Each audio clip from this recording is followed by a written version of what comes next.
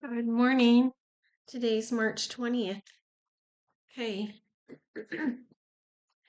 All right. And we're reading from Judges 8, 4, and on in Sukkoth. We don't have any commentary. Gideon and his 300 men, exhausted yet kept keeping up the pursuit, came to the Jordan and crossed it. He said to the men of Sukkoth, "Give my troops some bread. They are worn out, and I am still pursuing Zebah and Zalmunna, the kings of Midian." But the officials of Succoth said, "Do you already have the hands of Zebah and Zalmunna in your possession? Why should we give bread to your troops?" Then Gideon replied, "Just for that, when the Lord has given Zebah and Zalmunna into my hand, I will tear your flesh with desert thorns and briars." From there he went up to Peniel and made the same request of them. But they answered as the men of Succoth had. So he said to the men of Peniel, "When I return in triumph, I will tear down this tower." Now Zebah and Zalmunna were in Karkor with a force of about 15,000 men, all that were left of the armies of the eastern peoples.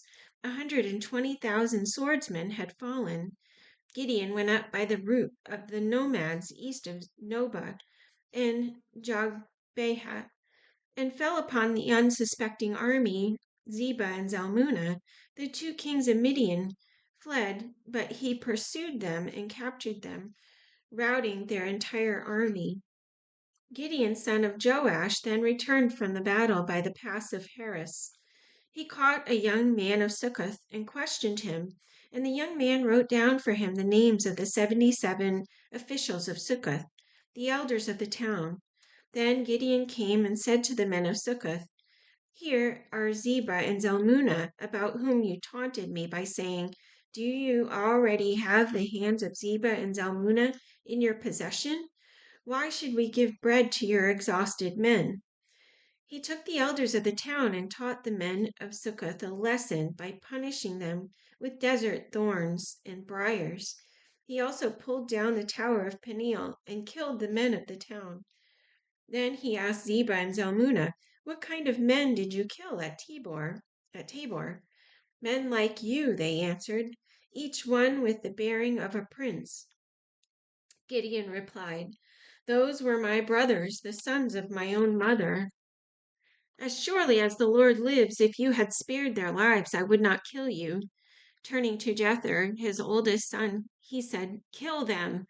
But Jether did not draw his sword because he was only a boy and was afraid. Zebah and Zalmunna said, "Come, do it yourself. As is the man, so is his strength." So Gideon stepped forward and killed them and took the ornaments off their camels' necks. The Israelites said to Gideon, "Rule over us, you, your son, and your grandson, because you have saved us out of the hand of Midian." But Gideon told them, "I will not rule over you, nor will my son rule over you. The Lord will rule over you." And he said, "I do have one request, that each of you give me an earring from your share of the plunder." It was the custom of the Ishmaelites to wear gold earrings. They answered, "We'll be glad to give them." So they spread out a garment, and each man threw a ring from his plunder into it. The weight of the gold rings he asked for came to 1,700 shekels, not counting the ornaments, the pendants, and the purple garments worn by the kings of Midian, or the chains that were on their camels' necks. Gideon made the gold into an ephod, which he placed in Ophrah, his town. All Israel prostituted themselves by worshiping it there, and it became a snare to Gideon and his family. Thus Midian was subdued before the Israelites and did not raise its head again. During Gideon's lifetime, the land enjoyed peace 40 years. Jerubbaal, son of Joash, went back home to live. He had 70 sons of his own, for he had many wives. His concubine, who lived in Shechem, also bore him a son, whom he named Abimelech. Gideon, son of Joash, died at a good old age and was buried in the tomb of his father Joash in Ophrah of the Abiezrites. No sooner had Gideon died than the Israelites again prostituted themselves to the Baals. They set up Baal-berith as their god, and did not remember the Lord their God, who had rescued them from the hands of all their enemies on every side. They also failed to show kindness to the family of Jerubbaal, that is, Gideon, for all the good things he had done for them. Abimelech, son of Jerubbaal, went to his mother's brothers in Shechem, and said to them, and to all his mother's clan, Ask all the citizens of Shechem, which is better for you, to have all 70 of Jerubbaal's sons rule over you, or just one man? Remember, I am your flesh and blood.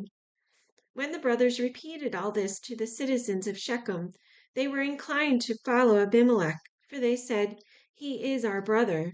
They gave him 70 shekels of silver from the temple of Baal-berith, and Abimelech used it to hire reckless adventurers who became his followers. He went to his father's home in Ophrah, and on one stone murdered his 70 brothers, the sons of Jerubbaal. But Jotham, the youngest son of Jerubbaal, escaped by hiding. Then all the citizens of Shechem and Beth Millo gathered beside the great tree at the pillar in Shechem to crown Abimelech king. When Jotham was told about this, he climbed up on the top of Mount Gerizim and shouted to them, Listen to me, citizens of Shechem, so that God may listen to you. One day the trees went out to anoint a king for themselves. They said to the olive tree, Be our king.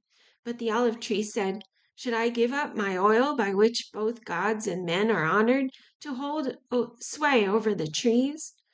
Next the trees said to the fig, Come and be our king. But the fig tree replied, Should I give up my fruit, so good and sweet, to hold sway over the trees? Then the trees said to the vine, Come and be our king. But the vines answered, Should I give up my wine, which cheers both gods and men, to hold sway over the trees? Finally, all the trees said to the thorn bush, Come and be our king. The thorn bush said to the trees, If you really want to anoint me king over you, come and take refuge in my shade. But if not, let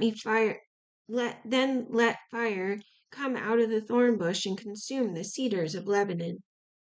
Now, if you have acted honorably and in good faith when you made Abimelech king, and if you have been fair to Jerubbaal and his family, and if you have treated him as he deserves, and to think that my father fought for you, risked his life to rescue you from the hand of Midian, but today you have revolted against my father's family, murdered his 70 sons on a single stone, and made Abimelech, the son of his slave girl, king over the citizens of Shechem, because he is your brother. If then you have acted honorably and in good faith toward Jerubbaal and his family today, may Abimelech be your joy, and may you be his too. But if you have not, let fire come out from Abimelech and consume you, citizens of Shechem and Beth Millo. And let fire come out from you, citizens of Shechem and Beth Millo, and consume Abimelech. Then Jotham fled, escaping to Beer, and he lived there because he was afraid of his brother Abimelech. After Abimelech had governed Israel 3 years, God sent an evil spirit between Abimelech and the citizens of Shechem, who acted treacherously against Abimelech.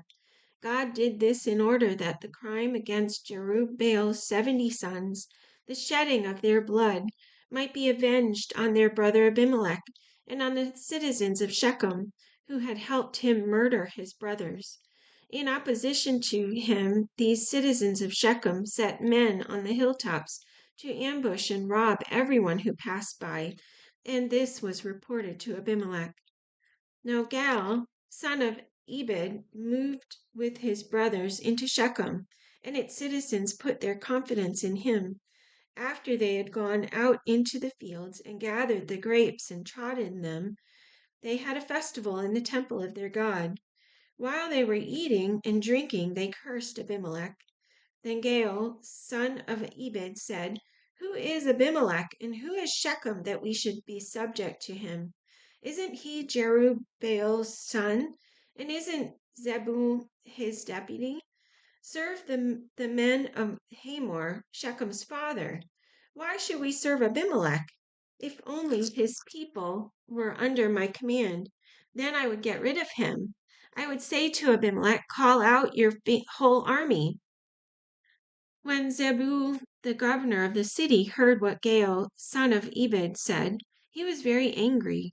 Under cover, he sent messengers to Abimelech, saying, "Gaal, son of Ebed, and his brothers have come to Shechem, and are stirring up the city against you. Now then, during the night you and your men should come and lie in wait in the fields. In the morning at sunrise, advance against the city.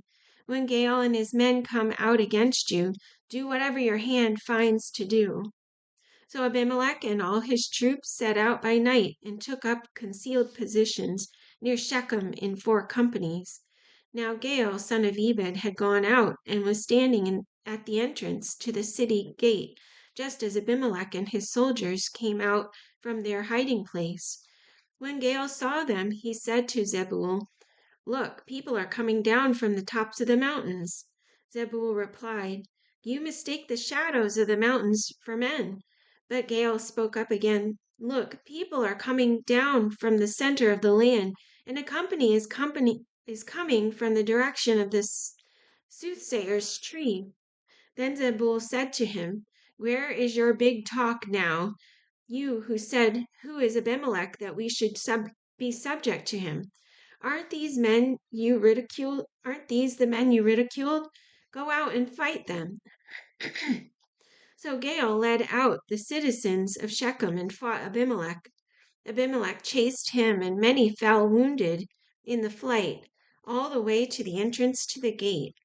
Abimelech stayed in Arumah, and Zebul drove Gaal and his brothers out of Shechem. The next day the people of Shechem went out to the fields, and this was reported to Abimelech. So he took his men, divided them into 3 companies, and set an ambush in the fields. When he saw the people coming out of the city, he rose to attack them. Abimelech Abimelech and the companies with him rushed forward to a position at the entrance to the city gate. Then 2 companies rushed upon those in the fields and struck them down. All that day Abimelech pressed his attack against the city until he had captured it and killed its people. Then he destroyed the city and scattered salt over it. On hearing this, the citizens of the Tower of Shechem went into the stronghold of the temple of El-Berith. When Abimelech heard that they had assembled there, he and all his men went up Mount Zalmon. He took an axe and cut off some branches which he lifted to his shoulders. He ordered the men with him, "Quick, do what you have seen me do." So all the men cut branches and followed Abimelech. They piled them against the stronghold and set it on fire over the people inside. So all the people in the Tower of Shechem, about 1,000 men and women, also died. Next Abimelech went to Thebez and besieged it and captured it. Inside the city, however, was a strong tower, to which all the men and women, all the people of the city, fled. They locked themselves in and climbed up on the tower roof. Abimelech went to the tower and stormed it, but as he approached the entrance to the tower to set it on fire, a woman dropped an upper millstone on his head and cracked his skull. Hurriedly he called to his armor-bearer, "Draw your sword and kill me so that they can't say, 'A woman killed him.'" So his servant ran him through, and he died. When the Israelites saw that Abimelech was dead, they went home. Thus God repaid the wickedness that Abimelech had done to his father by murdering his 70 brothers. God also made the men of Shechem pay for all their wickedness. The curse of Jotham, son of Jerubbaal, came on them. All right, that's it for today. Have a great day, and we'll see you tomorrow.